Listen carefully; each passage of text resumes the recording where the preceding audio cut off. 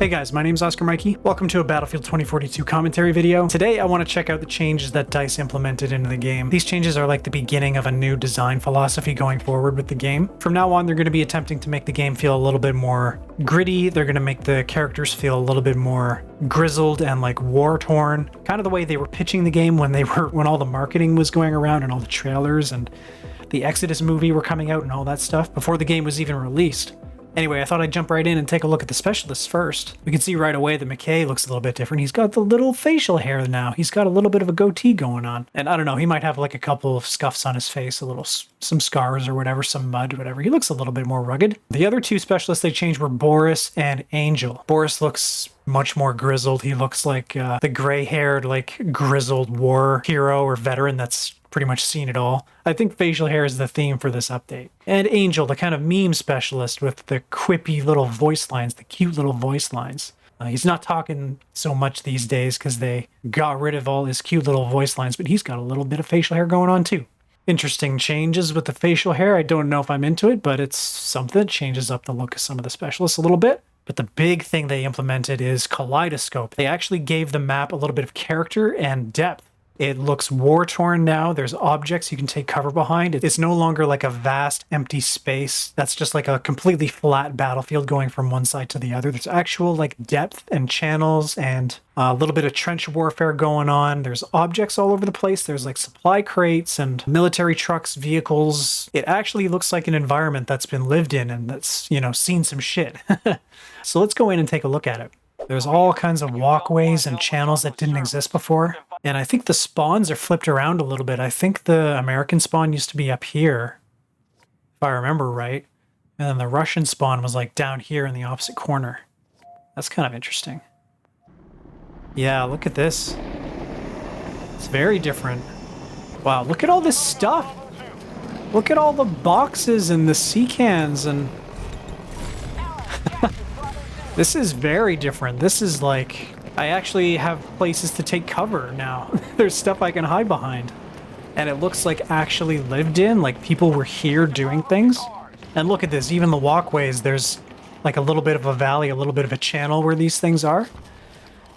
And there's some rocky outcroppings you can hide behind.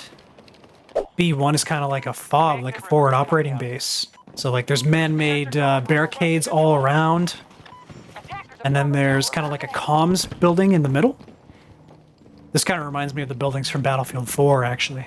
But yeah, this is cool. This is like something you could actually like assault and defend against. These yellow things weren't here before. These like pergola type things. Hey, I'm trying to film a video. Do you mind? Do you mind? E looks pretty much the same. Not much has changed over here. I mean, that wasn't there before, I don't think. Yeah, there's a couple of things here.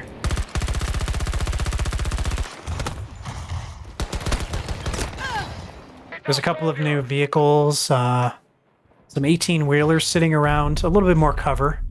Nothing really spectacular going on over at E. These roads here are still pretty pristine. There's not really anything going on in this area. It's like it's all empty. It would have been nice if there were like a couple of vehicles here or something. So, I mean, F2 is still on top of the skyscraper. But I think... F1 was on top of the other skyscraper here before. I think that's how it was. But like, down below, I'm pretty sure there's... Yeah, it looks like there's a little bit more cover down there. I don't remember those barricades being there. Definitely a lot more going on here. There's another comms building outside. Some construction, like a crane there. A little bit more going on in the middle. There's like... I'm gonna hit the building here. Yeah, some like decals on the ground, some like tire tread marks, and... some more construction type vehicles, forklifts. So they put a little bit more effort in, like they dressed up the place a little bit. They dressed it up to make it look a little more lived in, like alive. Like there was something going on here before the war happened. So yeah, I think the biggest change is around B1 and B2. Like this is a whole new area. All these walkways are new. Got a little bit of like a light trench warfare going on here. Yeah, so they put some more decals around on the ground, some like tire marks. There's some vehicles and some barricades, some man-made cover laying around. Definitely looks like a little bit more believable as an environment, like as a map. Inside, it doesn't look too different. It looks pretty much the same. Yeah, this area is pretty much the same. I think the amphitheater is pretty much unchanged, except for all these new, like, vehicles. But, you know what? It's better than nothing. I'm glad they added all this stuff. It makes it feel a little bit more believable as an environment. G1 is still inside this kind of art installation building. Nothing really going on in here. Can't remember if these boxes were here before. Oh, the tornado's coming in.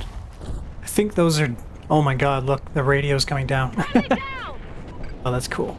C1 is kind of like this little sitting area or park or whatever. And A1 and A2 is just one skyscraper. A1 is at the base, A2 is at the top. It looks pretty boring at the bottom, actually. There's not much going on. C1 is kind of an open area. There's not a whole lot over here either. Oh, there's a few people here. Yeet! Ow. Yeah, of course. Should have died, mister. Where's my weapon? There we go. Okay, this is A1 here. Like, what? There's one box. Sorry, two boxes. And then all the way up at the top is A2. Let's take a look at A2. A2 is still A2. There's just... I mean, it's the top of a skyscraper.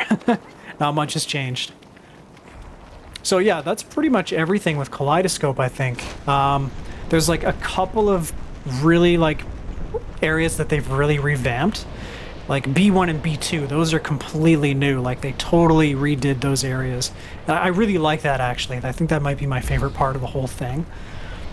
They did kind of dress up the rest of like the urban areas, like around the F and G flags, like a little bit around the E flags and D. Like they put some decals on the ground, some tire marks, some tire treads, and they put a lot of like man-made barricades and barriers and stuff like that. But like it's just enough to make the area playable and like kind of enjoyable to fight in. Like you can actually like take cover and peek people from a lot more angles now, instead of it just being like one really big like flat play field, which was horrible before. I hated how it was before. I'm not completely sold on it. I don't think it's like a huge change that they've implemented, but it's okay. It's not bad.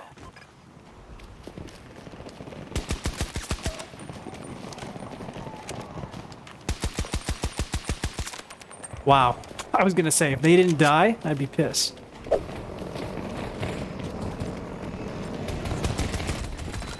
Ah! Oh god. Oh, come on, he's one shot. Somebody just tap him with a rocket launcher and he's gone. Grenade going out! Target is down! Come on, let's go. Don't let them take it. We just took it back. Don't give it back to them. Nice.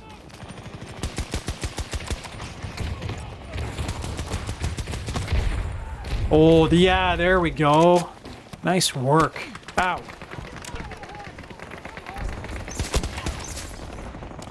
Okay, that's not very nice. Oh, they're throwing nades. I've got one of those too, you know. You better be nice. Yeet! What are you doing? You're dropping in on a squad of like 12. Let's head over and cap E. They might come back from this. I don't know. This isn't looking very good. Oh god, there's someone right there.